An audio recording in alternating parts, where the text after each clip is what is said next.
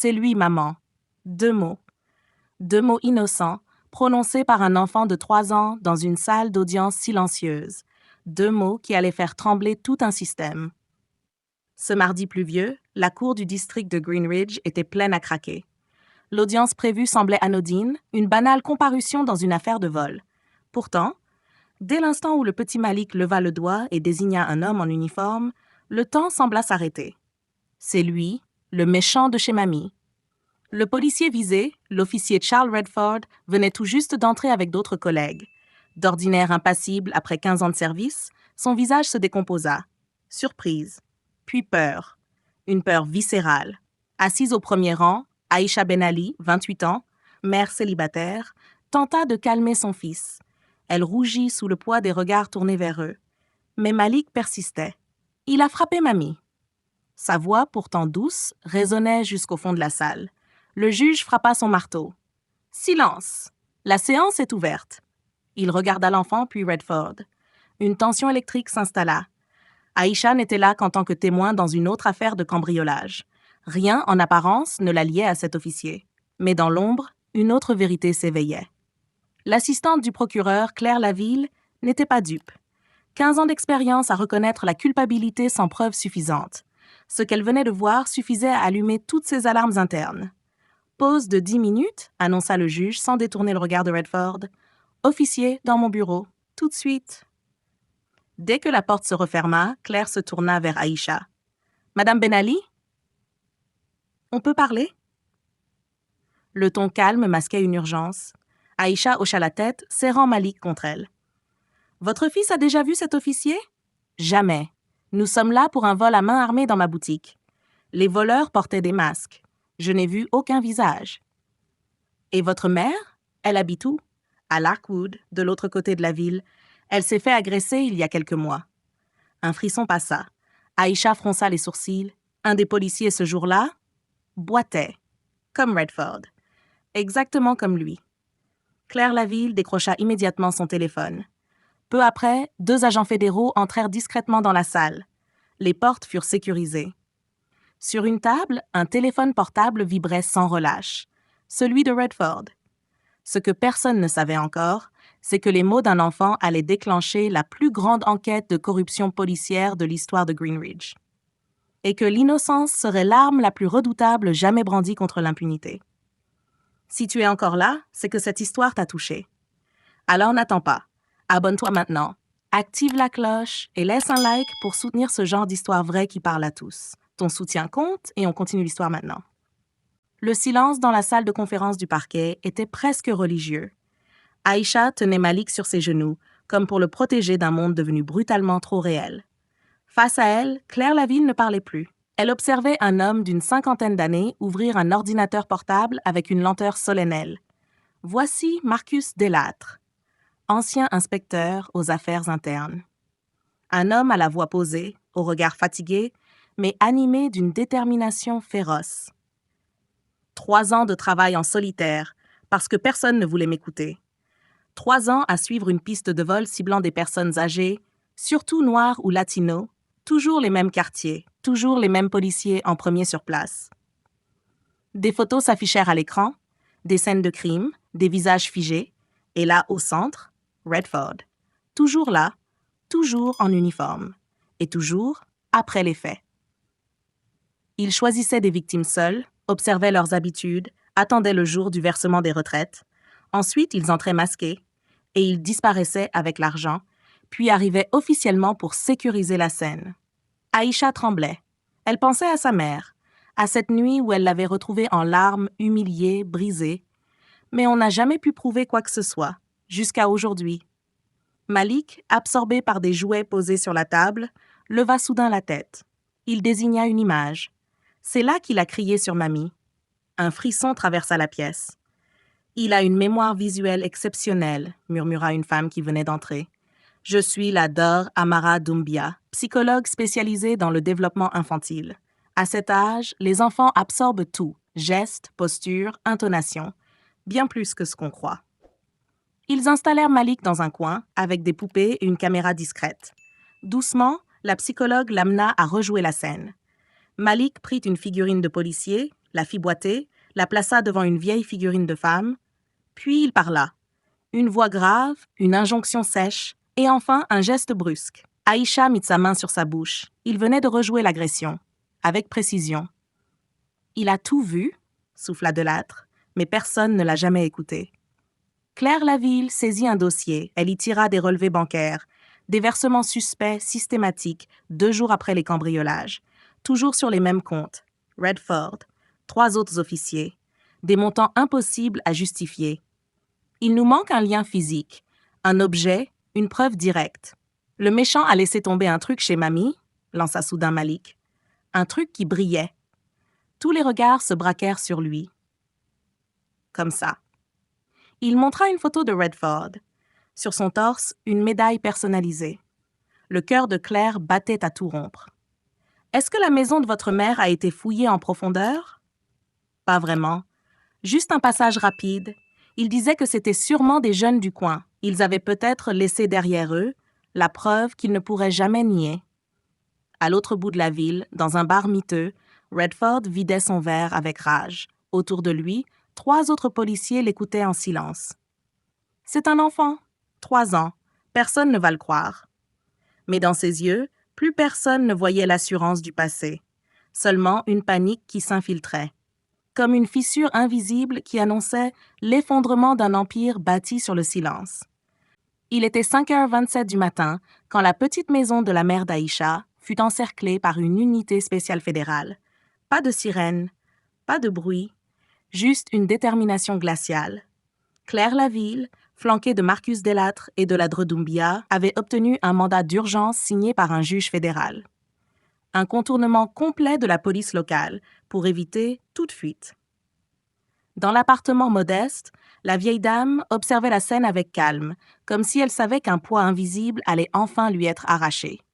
Les agents commencèrent à fouiller minutieusement. Chaque recoin, chaque fissure, chaque centimètre carré fut inspecté. 2 heures plus tard, rien. Le doute commençait à s'installer. C'était peut-être juste une mauvaise piste, murmura Delattre. Mais Malik restait assis en tailleur dans un coin, observait. Toujours. Il tira doucement sur la manche de Ladre Doumbia. « C'est là que ça a fait cling », dit-il en montrant un petit espace entre le mur et le vieux canapé. Le truc brillant est tombé là. Un silence tendu s'abattit sur la pièce. Les enquêteurs déplacèrent prudemment le meuble, puis insérèrent une caméra fibre optique dans l'espace étroit du plancher. Quelques secondes suffirent. Une plaque, métallique, brillante. Ils la sortirent avec des pincettes. Une insigne de police, personnalisée, gravée des initiales. Charles Redford. Claire Laville fixa l'objet, les mains tremblantes. Ce n'était plus un soupçon, ce n'était plus une supposition, c'était la preuve irréfutable que le système avait protégé un criminel en uniforme. « On l'a eu ?» souffla-t-elle. Tout s'enchaîna alors avec la vitesse d'un effondrement programmé. Pendant que Laville déposait une requête auprès d'un juge fédéral pour lancer les mandats d'arrêt, Redford bouclait sa valise. Son transfert vers une petite ville frontalière avait été signé en urgence par le chef Rivera. Une tentative maladroite de faire disparaître le problème. Trop tard. Au même moment, dans le bureau du chef Rivera, la secrétaire Sandra Pearson écoutait, à demi cachée derrière la porte. « Putain de gosse, 3 ans, et il va tout faire tomber. » Ces mots furent la dernière goutte. Sandra, après 20 ans de silence, composa un numéro qu'elle n'avait jamais osé appeler, la ligne directe du FBI. L'engrenage était lancé. Il n'y aurait plus de retour en arrière. À 14h02, le site du Greenwich Journal publia un article énigmatique. Un transfert suspect soulève des questions sur un officier décoré. 2 heures plus tard, les gros titres nationaux reprenaient déjà le récit. Un enfant de 3 ans identifie un policier corrompu, enquête fédérale en cours. Dans un vieux hangar aux abords de la ville, le sergent Laurent, bras droit de Redford, attendait ses collègues pour une réunion de crise. Lorsqu'il arriva, 2 voitures noires du FBI barraient déjà l'entrée. Il tenta de faire demi-tour. Trop tard. À 18h47, les chaînes de télévision interrompirent leur programme. Une reporter en direct, debout devant le commissariat, annonça la nouvelle. « Nous sommes ici où des agents fédéraux ont pénétré dans le bâtiment avec des mandats de perquisition et d'arrestation. 4 officiers de police sont visés par une enquête de corruption, de violence aggravée et de vol organisé. Pendant ce temps, chez lui, Redford regardait l'écran figé, une valise ouverte à ses pieds. Ses mains tremblaient. Le téléphone sonnait sans relâche. Peterson, l'avocat du syndicat, le chef Rivera. Il n'en décrocha aucun. Quand la sonnette retentit, il n'eut pas besoin de regarder à travers l'œilleton. Il savait. Il ouvrit la porte. 2 agents fédéraux, mandat à la main. Redford ne résista pas. Il n'en avait plus la force. Au même instant, dans les rues, une rumeur montait. Des familles de victimes sortaient de chez elles, certaines en larmes, d'autres brandissant des photos de proches oubliés. La vérité explosait au grand jour, et ce n'était que le début.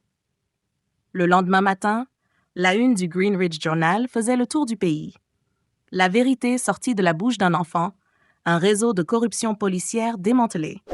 4 hommes en uniforme, menottés, la tête baissée, étaient escortés hors du commissariat. Et ce jour-là, dans une salle pleine à craquer, Malik dessinait calmement un camion de pompiers pendant que sa mère, Aïcha, observait le système qui, autrefois muet, s'effondrer pierre par pierre. Le jugement. La salle d'audience fédérale était bondée. Pas un siège vide. Derrière les vitres, les caméras tournaient en continu. Devant le juge Colino, 4 hommes en uniforme, autrefois applaudis, décorés, intouchables, attendaient, menottés, la tête baissée. Sur le banc des victimes, des familles, des mères, des grands-pères, des veuves, des survivants. Et au premier rang, Aïcha, tenant Malik sur ses genoux. L'enfant curieux observait tout, sans mesurer qu'il venait de provoquer le procès du siècle. Claire Laville se leva. Son regard était fixe, sa voix tranchante. Ces hommes ont prêté serment de servir et de protéger.